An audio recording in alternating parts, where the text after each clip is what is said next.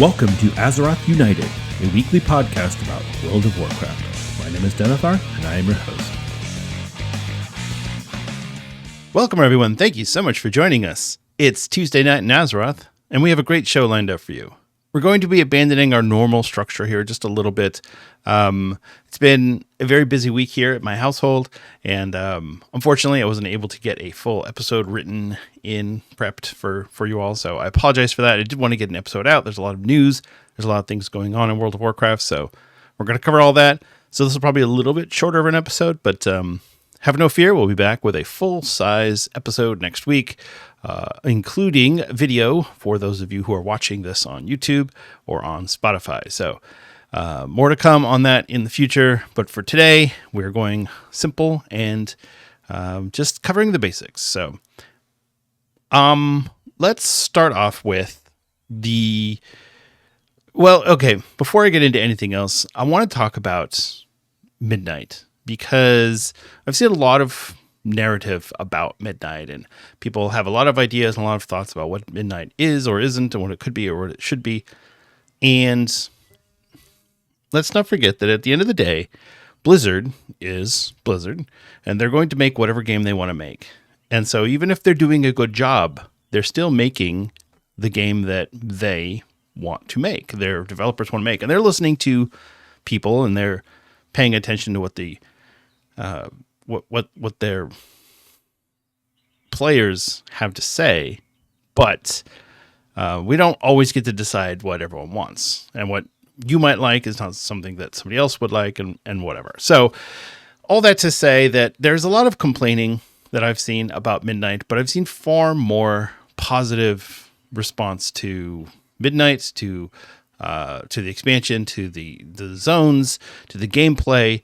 A lot of the doomsaying that was put in place early on seems to be ill-founded. We'll still see how the lack of add-ons affects the Race to World first.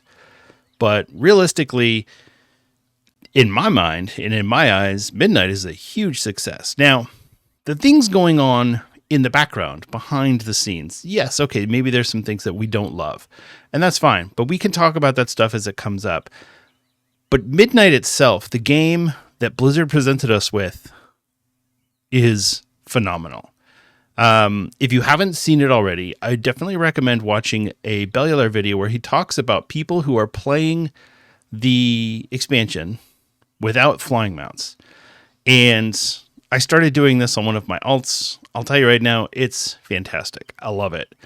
It definitely has a different feel and a different vibe to it, but as far as the expansion goes, this is the way to play it. It's almost like the expansion was meant to be played on a ground mount.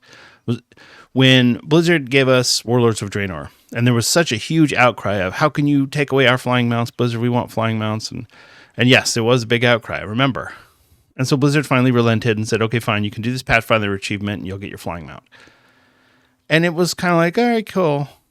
And it never really went anywhere after that. And I think that that's one of the problems that we're going to run into, is that Blizzard they don't want to play that game with us. If you choose to go on a ground mount, you choose. They're going to make the game world, and they're going to make it the best that they can. And if that's something you want to go experience, you go experience it. If you don't, then don't. But ultimately, it's up to you. All right. So yeah, the expansion itself has been great. I've been having a lot of fun. So as I said last week, I got my Death Knight to level 90. He's full adventurer gear. I have not gotten any veteran pieces because I've only done kind of the world content and things like that. So I haven't touched the price system yet, and that's the one thing that I'm ready to check out this week after reset, is the praise system. I really want to get in there and kind of play with it. I also got my Paladin to level 90, and I'll tell you right now, big difference between the Death Knight and the Paladin in terms of the gameplay, in terms of what they are able to do. And maybe I just like Death Knight better, but I had to switch my Paladin to Retribution because I just felt like I wasn't killing stuff fast enough. I was having a really hard time. And so yeah, I switched to Retribution. That really helped. And so now he's 90 as well. These are on my two different accounts. So now both accounts are unlocked for level 90 content. The follower dungeons definitely felt better this time around. And we'll get into that a little bit later. But yeah, it feels good to kind of be at that point where, all right, everything's done. I started working at professions. Blacksmithing is a bitch. So if you have not played around with blacksmithing yet, so everything in blacksmithing requires these refulgent copper ingots, and it takes several copper ore to make them, and you basically need them for everything. So, you want to make a chess piece? That's going to be this many ingots and whatever. And they were pretty expensive the first week. They've come down in price somewhat, but they're still going for 150 gold a pop or something. Which means that making gear with blacksmithing is kind of prohibitively expensive.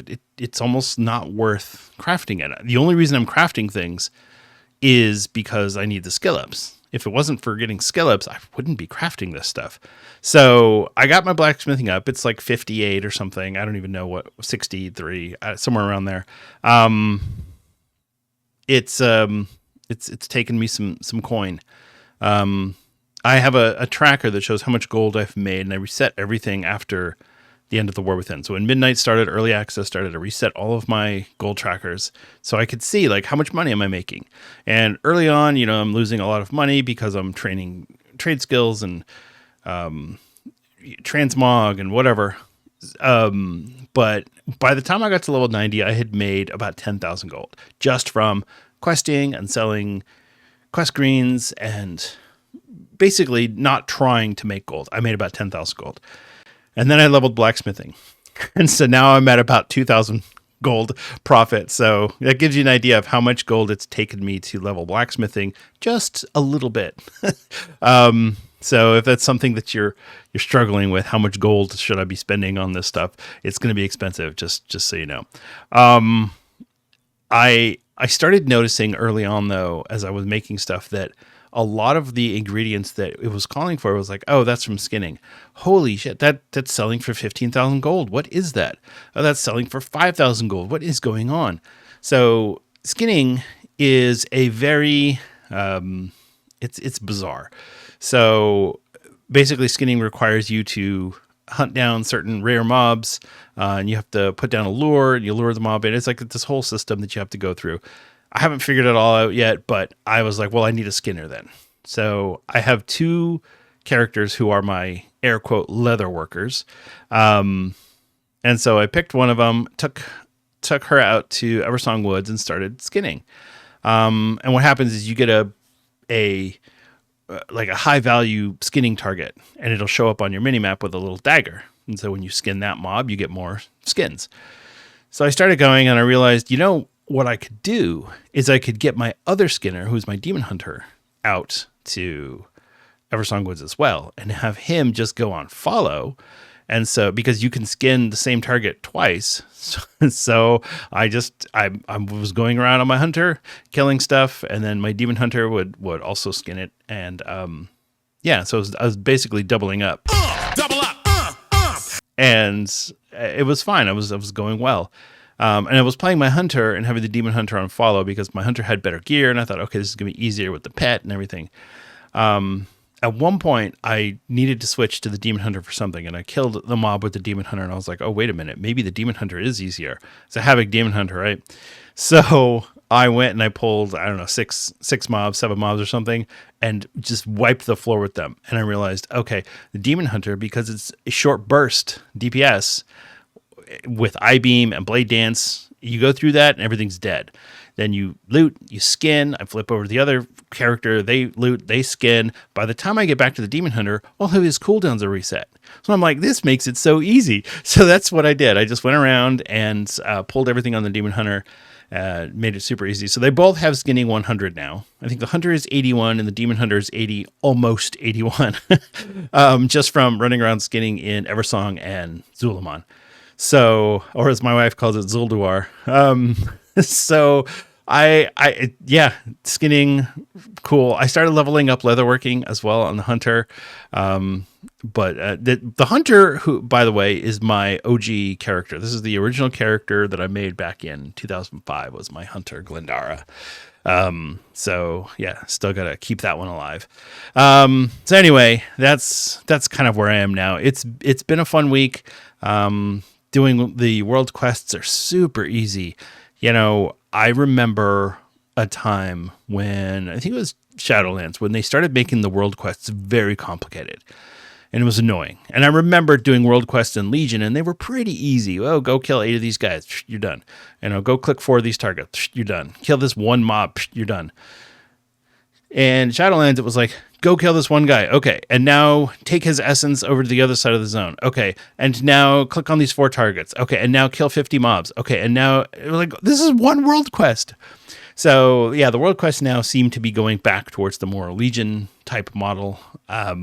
It's still a little bit modernized, but more simplistic and more, you can knock them out really quick. So, and that definitely feels good. So I've been doing that. I have not done a whole lot of dungeons. I have done a few, but yeah, I'm hesitant to get into too many dungeon runs because, quite honestly, I'm really just kind of gliding on the midnight launch vibes. I still have Classic that I'm playing, and I really want to make sure that I'm not taking too much energy away from Classic. And if I decide I don't want to play Classic because I'm having too much fun playing Midnight, that's fine. I'll do that. But there was a Solheim video that who was it that linked that? I think it was it Mahler? Yeah, Mahler posted in the Discord about him switching to play Midnight instead of playing TBC Anniversary. It's definitely a challenge to play both versions of WoW and to invest in both versions, I should say. Anybody can play both versions of WoW on a surface level easily. It's no problem. But if you want to do anything, if you want to be competitive, if you want to raid, if you want to do Mythic Plus, if you're trying to get your Prebis from Heroics in TBC, if you're really trying to do something seriously, it's hard to do both, especially for someone like me who I play a lot, but I'm not doing this no life. I'm not a streamer. I'm not playing 10, 11, 12 hours a day. I'm playing a good 4 to 6 hours a day. And that's about, maybe 8 to 10 hours on the weekends. And that's it. So I don't have time to do both. And that's kind of where I am. So speaking of Classic, I've been avoiding this topic, and we're going to get into it now just a little bit. I wasn't sure how I wanted to deal with this. At first I thought, well, maybe I'll turn this into the main topic of the week where I can talk about raid leading and Classic. And it didn't feel right. So I don't know. We're just going to talk about it here. So last week was my first raid night in TBC Classic. It's the first time I've ever done raid leading. Certainly with this raid group. This is a brand new raid group, so we just put everything together. A couple things to kind of cover off the bat. First of all, each of the raid groups is we have a raid pod, which is made up of 2 raid groups for 25 player and 5 raid groups for 10 player. So 50 players total. In the first week, I think we probably had about 12, 15 people out, which, okay, if you sign up to raid, and this isn't like somebody just posted in the Discord, hey, I want to raid. You actually had to fill out an application. An officer had to review your application, communicate with you, confirm that you were good to go for raiding. So that all happened for every single one of these people, 50.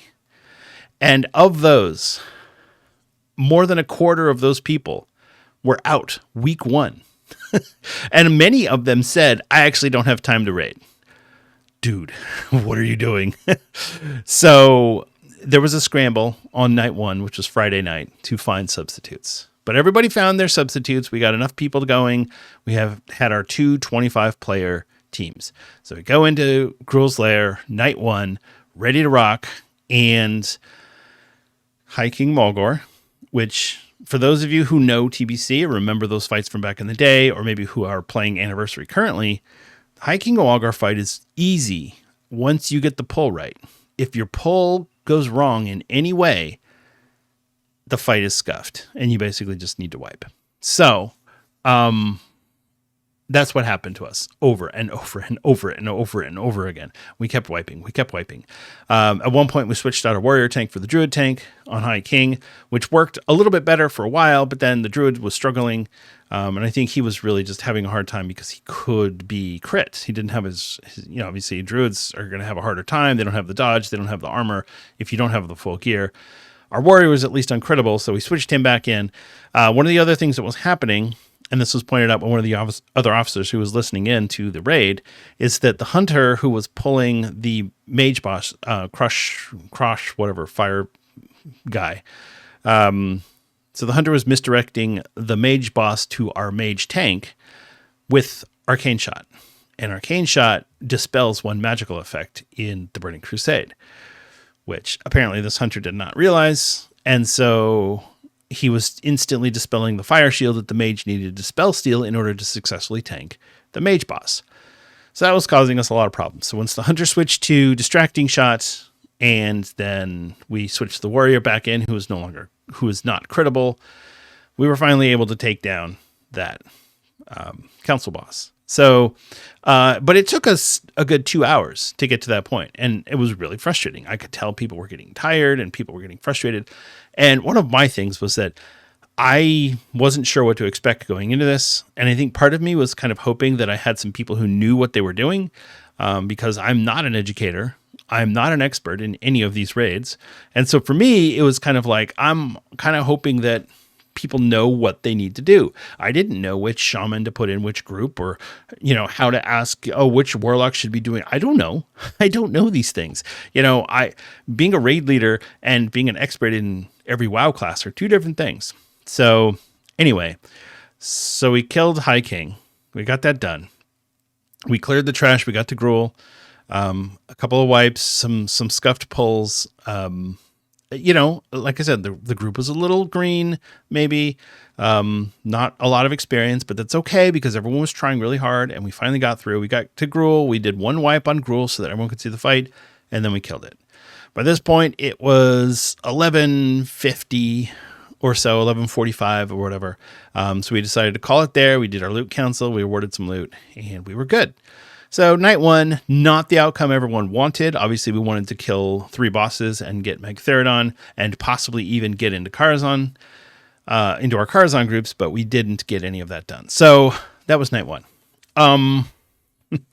Night two. So night 2 was Karazhan. So everybody started with their Karazhan groups. We take our 50 people in the raid pod, and we break them up into 10 Karazhan raid groups. So generally speaking, each of the Karazhan groups is made up of 5 people from group 1 and 5 people from group 2. That way you kind of get to know everybody in your pod, and you kind of spread things around. It's good. The system is good. The infrastructure that is put in place by the guild management is really strong. But we were back in the same boat. I had a lot of people who didn't really know what they were doing. I had a shaman who kept running out of mana. I had a warrior tank who, he was doing a good job. He was doing his best, but he didn't know the fights. He didn't know how to run everything. But it's okay. So we started off the nights. I needed 1 spot filled. I had everything else that had already been replaced, so I was good to go. I just needed the 1 spot, which was our elemental shaman, which this spot is just empty. It's a vacancy on the team. So I posted it in guild chat. I posted it on Discord, waiting, got nothing. Finally, we got a warlock to come in. It's like, cool, just come on in. So we got the warlock in. We killed a 2-man, and we were good.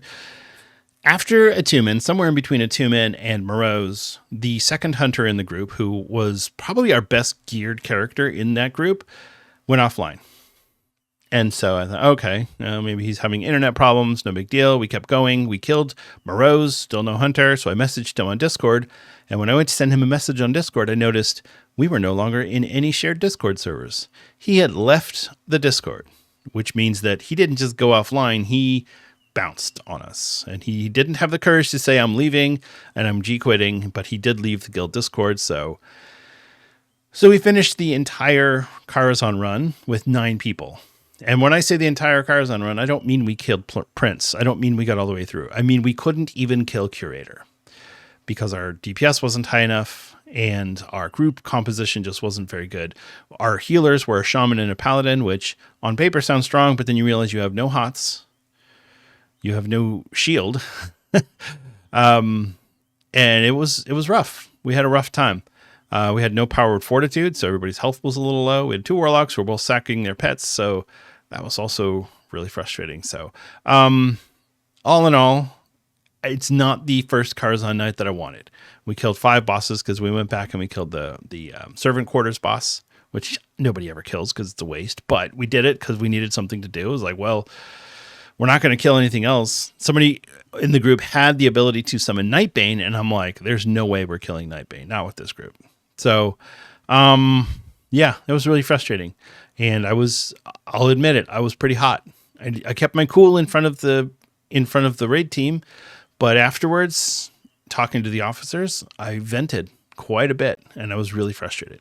So, maybe that's not the worst first raid night, but it certainly was bad. And our first raid weekend. So we've got another one coming up this weekend. Friday night is raid night, and we'll see how it goes. But yeah, I'll tell you, I was less than thrilled with this and how everything went. So, yeah, it was just not ideal for me in what I'm doing in my life. So, am I upset at the guild or anything like that? No, they did the best they could getting us people. One thing that I remember though from vanilla when I joined the guild, they created the 5th raid team. So they had 4 raid teams, and what they did when they created the 5th was they took pieces from all of the 4 raid teams to seed the 5th raid team, and then they brought in subs to fill up the gaps in the other raid teams. That way raid team 5 was half veterans, half new people. And I felt like it worked really well. I felt like we did a really good job with that team. This is all new people, or at least from what I can tell. So I think maybe we could have been in a little better spot. But like I said, they're doing their best. And I guess that sometimes that's how it goes. So I didn't have a say in any of the personnel decisions. I don't have a say in any of the personnel decisions. The only thing I have a say in is when I need a sub, I can grab whoever I want as long as they are kind of the, from the approved list or whatever. So, yeah, that's how it went. And I was not thrilled. We'll see how it goes this week. And, my first thought was, screw it, I'm quitting. This is pointless. But I calmed down and it's like, all right, I'm going to give this another go. We're going to make this work. But I wasn't happy. I was very, very unhappy. So, sometimes that's just how it goes. And, you live and you learn. All right. Yeah, that's it for what I got up to last week. And wow. It's definitely a mixed bag. And I think that there's some kind of confusion from people. If you play modern WoW, you know that you get a list of, here's your best in slot items. And it's like, okay, whatever. But it's really easy to tell, like, hey, should I wear this piece of adventurer gear or should I wear this piece of veteran gear? Well, you're going to want to put on the veteran gear 9 times out of 10 or 99 times out of 100. There are some weird rare occasions where it's like, oh, this is a trinket. You got to keep this trinket no matter what level of gear it is or whatever. In Burning Crusade, it's not like that. You have to know this gear is going to work in this way. And one of the reasons that it's so difficult in Burning Crusade era and this, time frame of WoW is hit rating is so difficult for every class, basically, except for a healer. Hit rating is so divisive for how it affects your character. And so you need to go for your hit cap. Yes, you do. But then you look on Abyss list and it's like, ooh, this is my best in slot item. And so somebody who doesn't know better will have all their best in slot items or as many as they can. And maybe their hit rating is too high or maybe it's too low. Yeah. Once you have enough hit rating, anything extra is just a waste. And so now you have subpar gear. There's a lot of gearing eccentricities that go on in the Burning Crusade that they basically eliminated with modern WoW. And you could say that the modern gearing system is more homogenized and boring, but it's definitely a better way to handle this sort of thing because I'll tell you, trying to figure out what the best item is in the Burning Crusade is really frustrating. So, yeah, I'm hoping that we can get some better people have better gear and we're kind of in better shape. But we'll see how it goes. Update to be delivered next week. All right, let's move on to the news.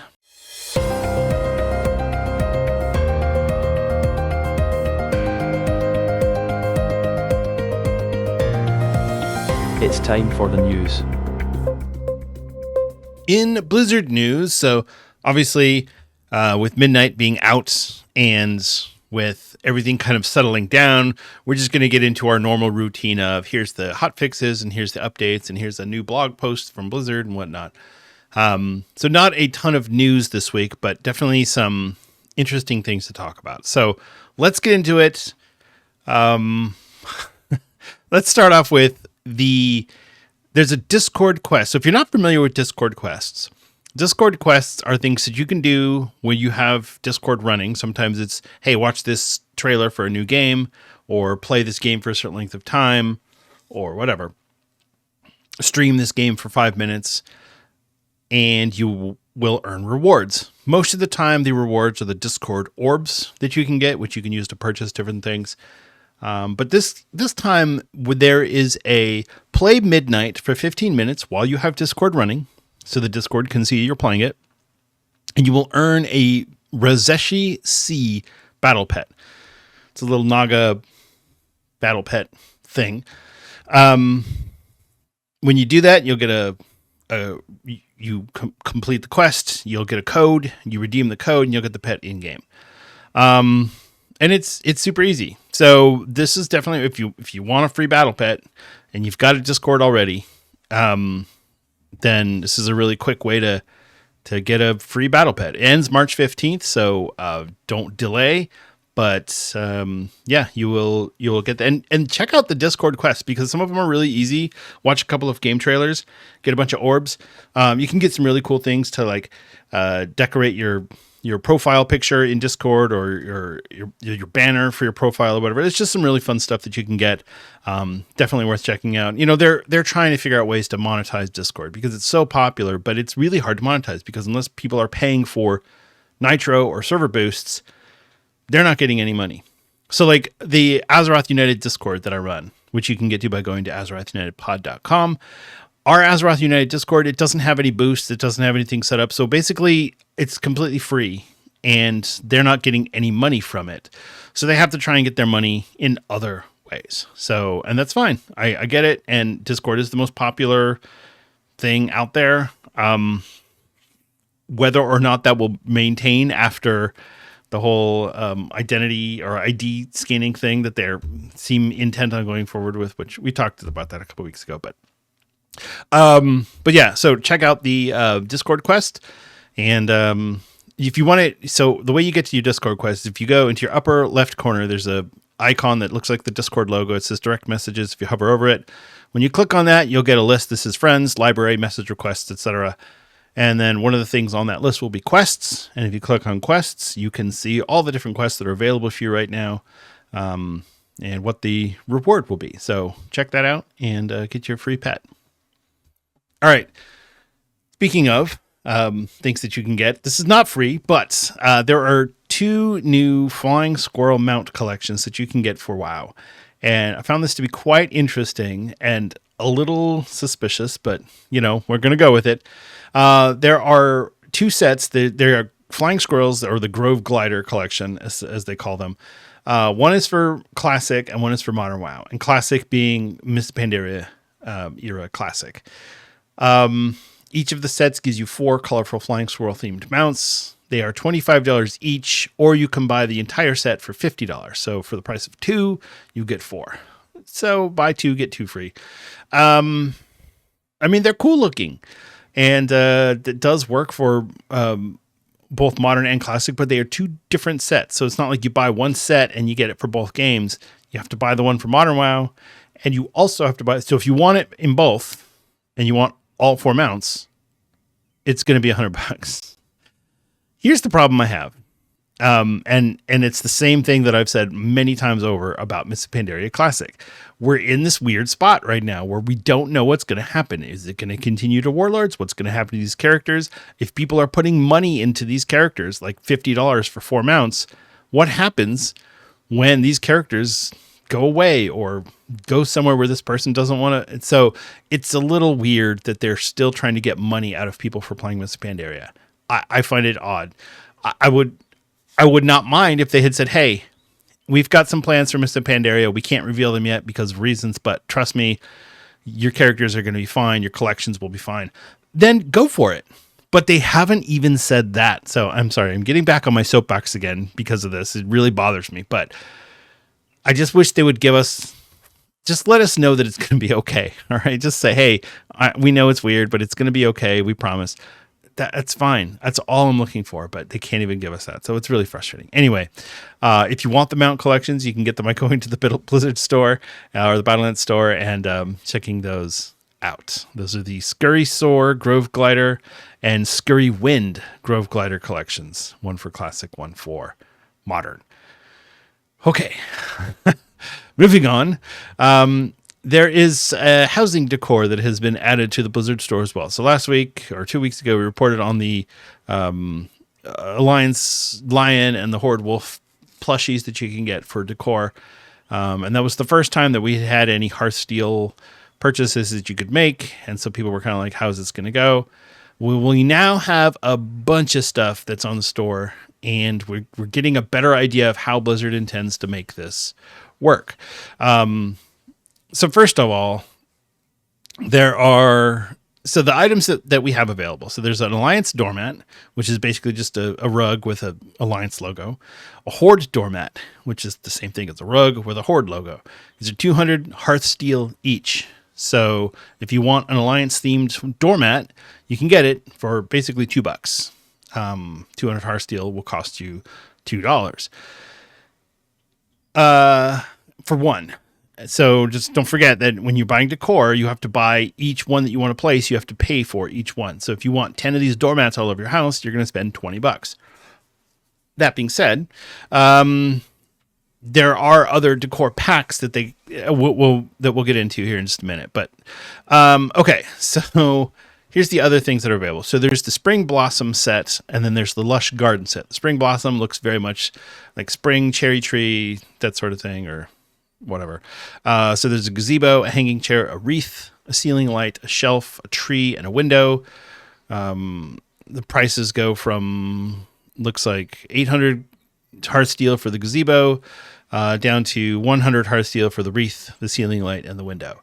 So if you wanted to buy the entire set, everything that's listed for this, it's going to be 1,850 Hearthsteel, or $18.50 if you translated that to money, which you can't buy that level or that amount of Hearthsteel. So, yeah, it's a little weird the way that this is going. The idea from Blizzard, I think, is that you're just going to have a Hearthsteel balance, and you just log onto the store and you grab whatever you want. So, yeah, that's the Spring Blossom set. The Lush Garden set, there's a butterfly sconce for 100, fungal basin for 250, fungal chair for 250, fungal fountain for 500, a gnome-like statue, which is basically just your garden gnome, for 50 Hearthsteel, a colorful dotted egg, striped egg, and a shroomic egg for 10 Hearthsteel each. So again, this is a it's like 1,200 Hearthsteel or 1,180 Hearthsteel for everything in this set. But again, you only get one. So if you buy each item one time, you get one copy of it that you can place into your house. If you want to have garden gnomes all over your house, you're going to need to buy a bunch of them at 50 Hearthsteel each, or 50 cents per garden gnome. Okay, so now there's 2 packs that you can buy, and then there's 2 with real money, and then there's 2 packs that you can buy with Hearthsteel. So the packs that you can buy with money, there's a large starter decor pack, 2,500 Hearthsteel plus 2 of the Spring Blossom gazebos. So the gazebos are 800 Hearthsteel, which is $8. You're going to get 2 of them, which is equivalent to $16. you're going to get 2,500 Heartsteel, which is equivalent to $25. You see where I'm going here. So it's like, all right, so for $41 worth of items, you get a deal because you're paying $35 for it. Not the greatest deal, but it is a deal. If you like the gazebos, that's probably the way to go.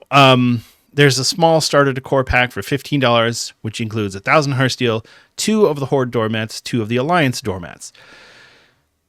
It's getting weird. I'm not going to lie. I find this whole thing to be a little I was going to say distasteful. It's not distasteful. It's just, this is definitely not my cup of tea. But, I'm trying to report on the news, and maybe what I'll end up doing is I'll take the housing stuff and putting it in a separate segment where we just talk about housing. And if you want to skip that segment, you can. I'm going to talk about housing, and that's going to be part of this podcast going forward. But I know that not everyone likes to hear about housing or cares about the housing. And I get that, but I am going to talk about it. So I might end up just putting all of the housing related talking into a separate segment. And that'll be what we do. I don't know. We'll see. We'll see going forward. There's 2 more things that you can buy. You can get the Spring Blossom decor pack, which is everything from the Spring Blossom set. It costs 2,500 Heartsteel. You get 4 chairs, 4 wreaths, 4 ceiling lights, 2 shelves, 3 trees, and 4 windows. No gazebos.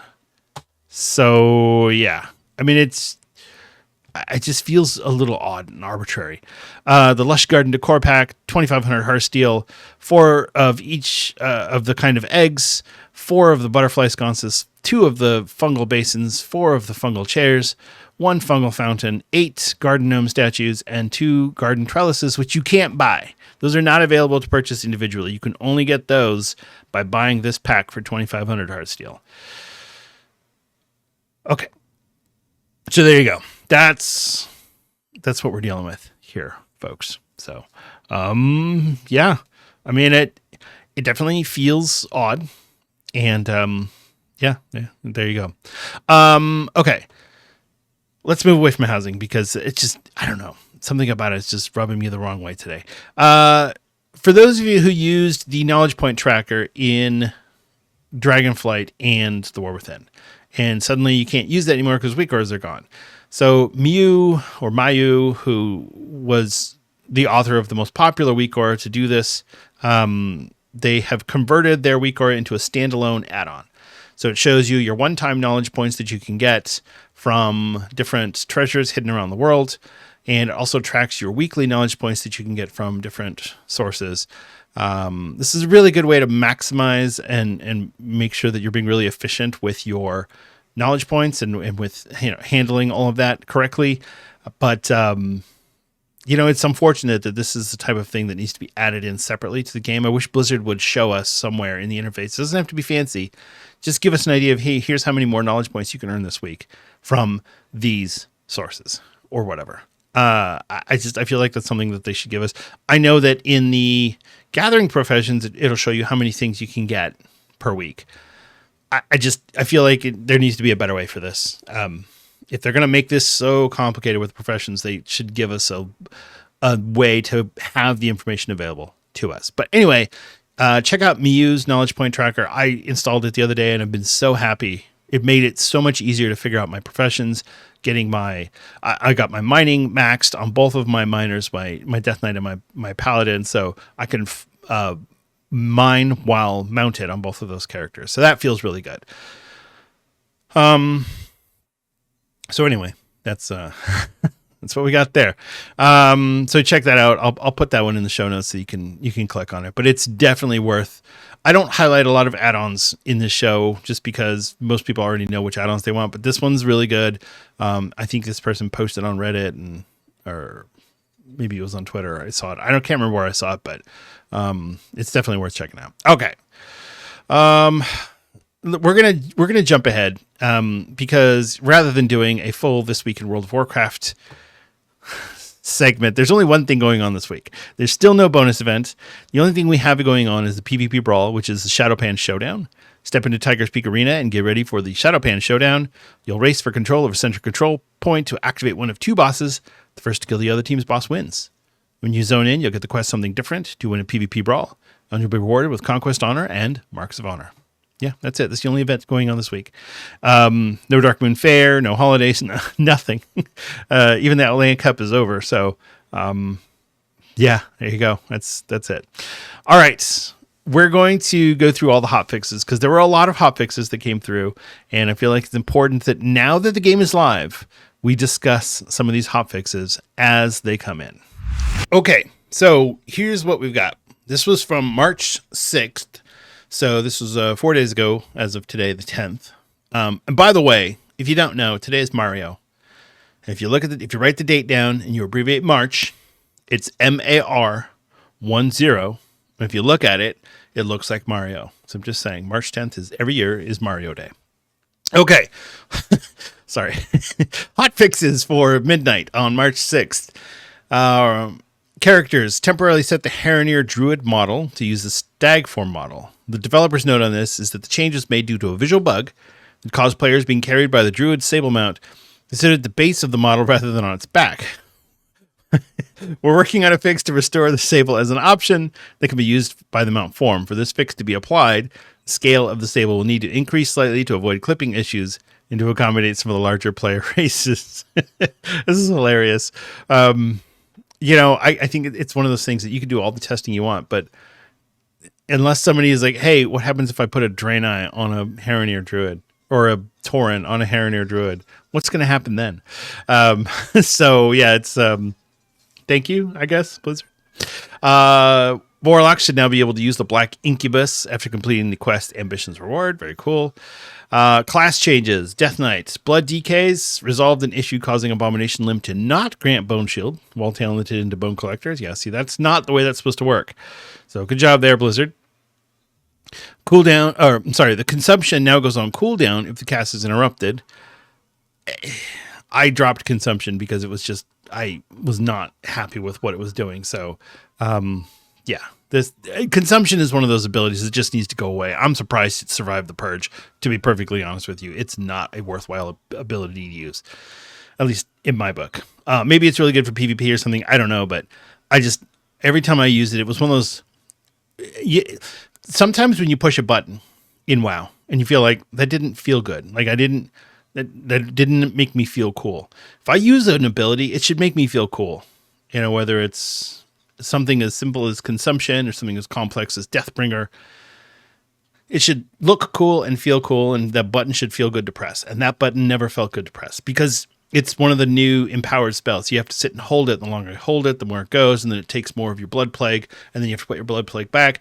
I just never felt like it was doing very much. And maybe it was. Maybe I just wasn't paying attention, but it just didn't feel good to push, so I got rid of it. Unholy Death Knights resolved an issue causing unholy armaments to summon Trollbane and Whitemane for 6 seconds with Pillar of Frost and Dark Transformation, respectively. Yeah, I guess, I don't know. I'm not sure what that was causing that, but they fixed it. Guardian Druid, Echo of Rays now respects line of sight. That's probably a good idea. The global cooldown incurred by Ravage is now correctly 1.5 seconds. It was 1 second. Yeah, see, that's a problem if your global cooldown is wrong. Only one Dread Shade from Waking Nightmare may be active at a time, and Wild Guardian's echoed casts of Maul, Raise, and Ravage should now be cast at correct effectiveness. Okay. Monks fixed an issue that caused Strength of the Black Ox to not appear for Windwalker monks in their cooldown manager, and fixed an issue that caused Touch of Death to not be usable with multiple monks present. Oh, sorry. There's too many of you. You can't use it now. Okay. Paladins fixed an issue that could cause Beacon of Light to script error if the Paladin was not present. Oh, man. This game is so wired with like Christmas lights and string. It's so bad. Spaghetti code for sure. Resolved an issue causing Divine Resonance to not function with Hammer of Wrath. Okay. Dungeon changes. So this one is the one that really got me. Follower dungeons. Follower companion damage in follower dungeons increased by 10%. Well done. Follower damage against non-boss enemies increased by an additional 25 to 30%. Fantastic. Yeah, it definitely felt better doing follower dungeons week 2 than it did doing them week 1 with my Death Knight. The followers they weren't doing anything. I was actually struggling because I was playing my paladin as red, and going in there with the followers, they were pacing me, and I was like, "Ooh, this doesn't feel good. I'm getting whooped by the computer." And so then I looked and I saw these hotfix notes, and I thought, okay, well, I guess that makes sense to some degree. But I mean, I'm still bad at red paladin, so what are you going to do? But yeah, I think the follower dungeons were a little undertuned for sure in that first week, and it felt bad. So this helps, I think. I feel like follower dungeons should ultimately be easy. It should be easy because it's not like you're getting a whole lot out of them. You're getting less XP per hour than you would through pretty much any other manner of getting XP. You're not getting a whole bunch of rewards because the loot, you might get one piece of loot. You really don't get anything out of follower dungeons except for the enjoyment. And so by that notion, follower dungeons should be fun. They should be quick and light and easy and fun. So I hope that Blizzard kind of keeps an eye on this and makes adjustments as necessary. Yeah, it should teach you the fights, and yeah, it should teach you how to play your class. Yes, to all those things. But if you already know what you're doing and you already know the dungeons and you play a follower dungeon, it should just be for fun. So other dungeon changes: Magister Terrace, Degentrius, the number of Void Torrents reduced to 2 on Mythic difficulty was 4. So just a little bit of Mythic nerf there. Mysara Caverns, Ritual Concoction duration increased to 30 minutes, was 10 minutes. Nature damage dealt to enemies reduced by 40% and now persists through death. The Blinding Veil, Light Blossom Trinity, the Light Blossom Overgrowth period damage reduced by 66% on Mythic difficulty, and Light Gorge damage buff increased 50% per stack. It was 15% per stack. So, Ika's the Light Hunter, Bloodthorn Roots periodic damage reduced by 25%, and finally Zyket Light Spawn, Lasher health reduced by 12.5% on Mythic difficulty. Windrunner Spire, Commander Kroluk should no longer drop falling rubble in an unintended location. Territorial Dragonhawk Fire Spit cooldown increased by 5 seconds. And Voidscar Arena, portals should now be more reliably able to deliver players to their destination. So there you go. That's the dungeon changes coming in there. Item changes. The Void Touch Satchel of Cooperation can now be opened at level 80. Crucible of Erratic Energies now activates Void Lust more often, and Void Lust grants the intended amount of critical strike. You see, these trinket changes are always really weird going into the first couple of weeks because Blizzard doesn't exactly know how they're going to work, right? They can test them internally all they want, but until players get in there and actually have them equipped and they get some real numbers from a lot of players, they can go, oh, this is undertuned, this is overtuned, this is breaking this thing, and it's breaking that thing. Potent Healing Potion now has a maximum value at 90. This one was really interesting because when I saw this on the first day, I got a healing potion and I was like, 50%. Wow, that's going to be great for tanks. Yeah, no. They fixed that one. I forget what the maximum value is, but it's not. It's like 237,000 or something. So, I mean, it's still good. It's just, it's not as good as it could have been. And then Twilight Material in the Shadow Enclave Delve is no longer mailed to the player if the inventory is full and collected. So, whatever. PvP changes. The Vicious Thalassian Flask of Honor is no longer removed upon entering an arena match. And War Mode now correctly increases the amount of Voidlight Marl earned from world quests. Yeah, that sucks to be doing world quests in War Mode and you're not getting the benefit. Okay. Quest changes. Completing world quests in Voidstorm will progress the objective for Hope in the Darkest Corners. And Narunda should now be properly visible for players when turning in Healing Homeward in Zulaman. Reputation, fix an issue where player characters would lose reputation when race changing to a Heronir. Yeah, see, spaghetti code, man, I'm telling you.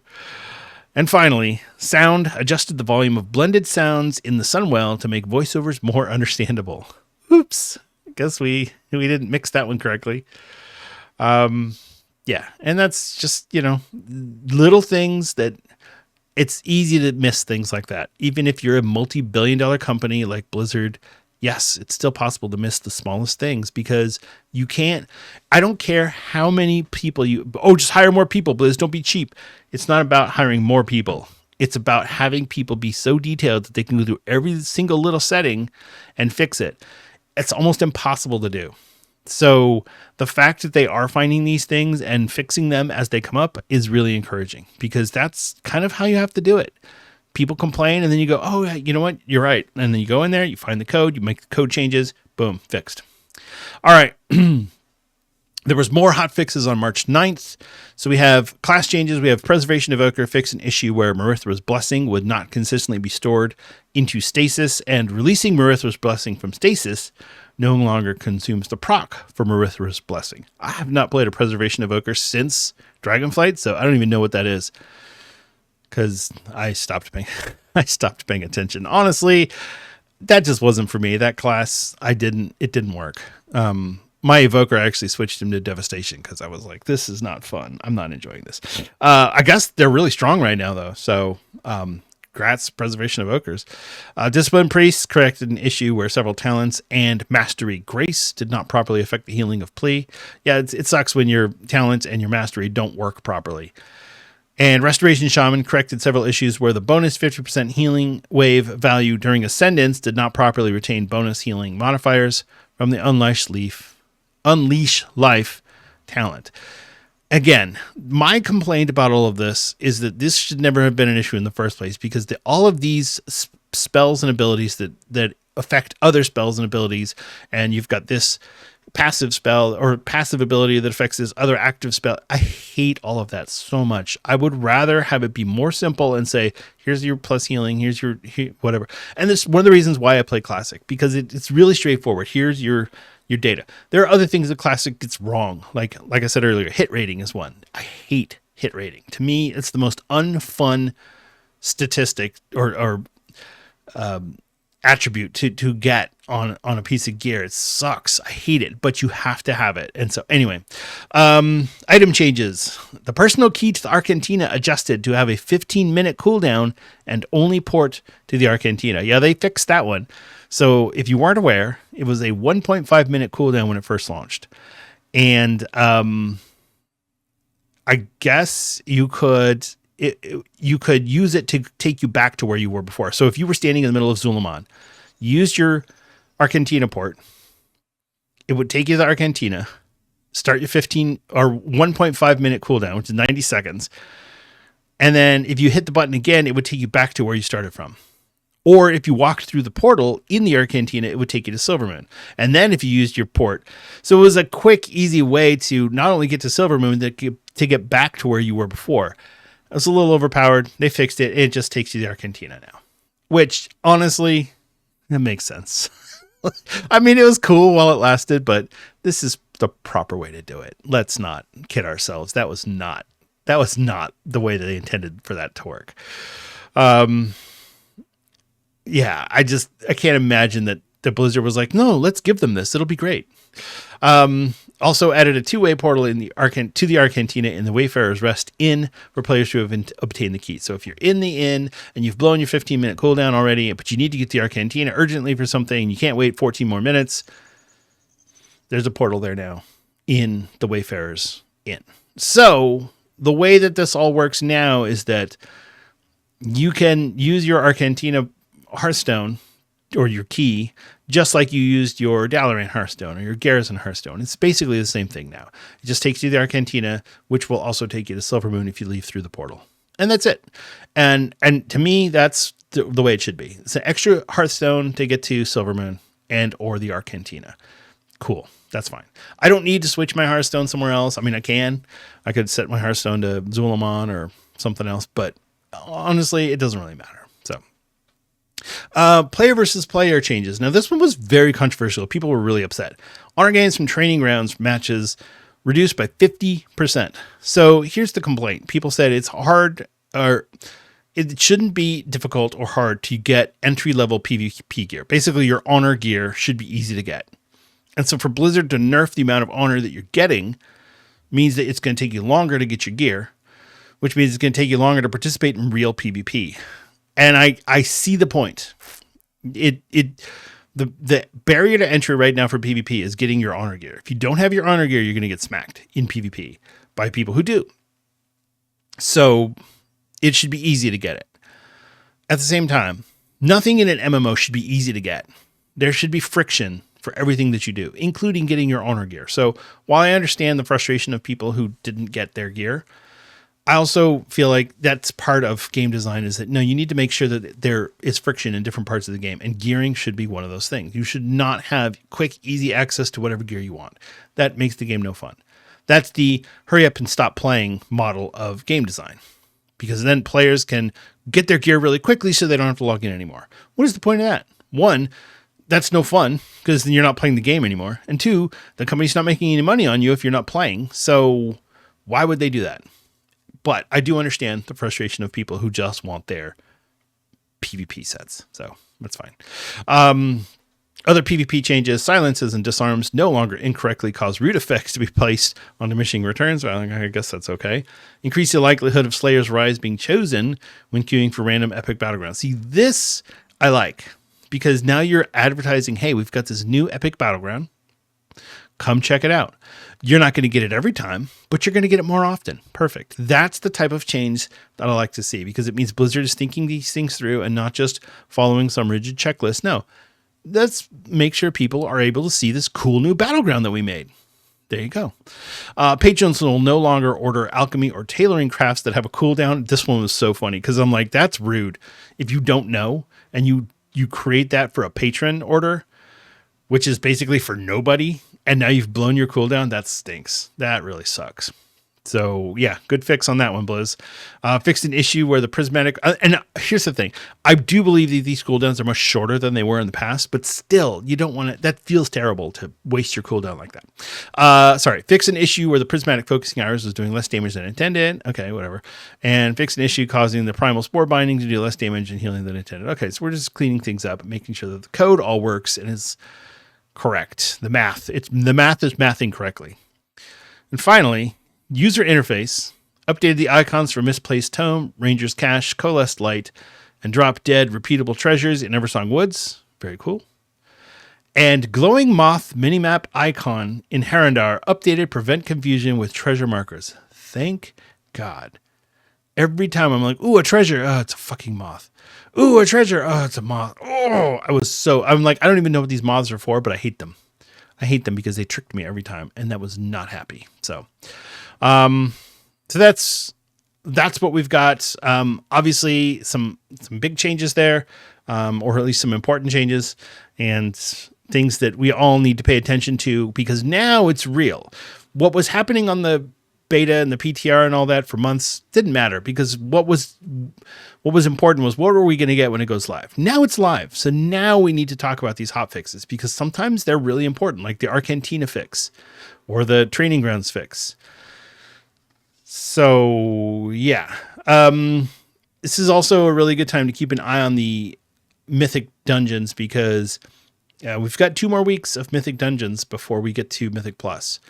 So I think this week will be all the current Mythic Zero dungeons. Next week, they'll switch to the seasonal dungeons. So we'll get the 4 from Midnight that we're going to get, plus the 4 returning dungeons that we're going to get. Those are going to be for next week's Mythic Dungeon rotation, but still no Mythic Plus, not until the 24th of March. So, yeah, that's the game is going well. As far as I'm concerned, things are going well, and I'm happy with the way things are progressing. I don't feel like this launch was as scuffed as I thought it was going to be, because I was really kind of feeling down on Midnight in the last few weeks before launch, because I thought, man, it's just really not exciting. I'm not excited, and people are kind of dooming on this, the add-on apocalypse, all that. People are having a blast. People are loving this. I feel like this is way more popular than the War Within was upon, or at least more positive than the War Within was upon launch. Maybe not as popular, because every bad expansion or every mediocre expansion that Blizzard puts out, they lose more of the player base.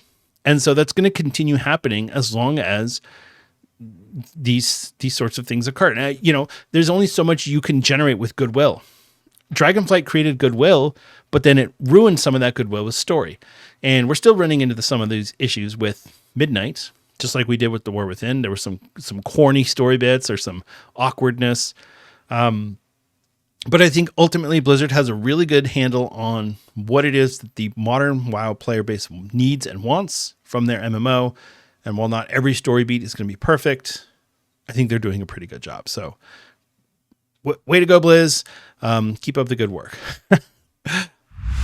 All right, that's going to wrap up our show for this week. Thank you so much for listening.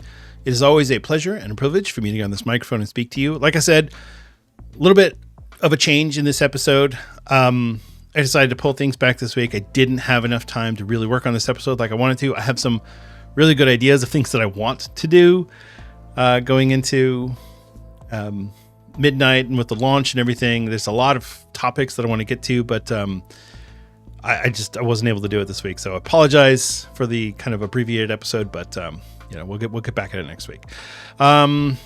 If you have any questions or comments about the podcast, or if you have a particular topic that you'd like to hear discussed, please email us at azerothunitedpod@gmail.com. If you want to get a hold of me directly, you can reach out to me on Twitter or Blue Sky. I am at Denethar on both of those platforms. If you're enjoying the show, Azeroth United, because I do put a lot of work into it, normally, not this week.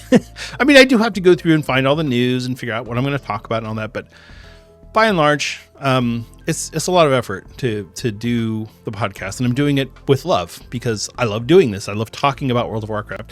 Honestly, I could do an entire podcast segment with just me just rambling about WoW. Nobody would listen to it, but I could do it because I just enjoy talking about the game so much. But if you're enjoying the show and you'd like to help us out, you could consider leaving us a 5-star rating and review on Apple Podcasts or Spotify. Those really help out our distribution. So if you are inclined to do so, we'd be very grateful.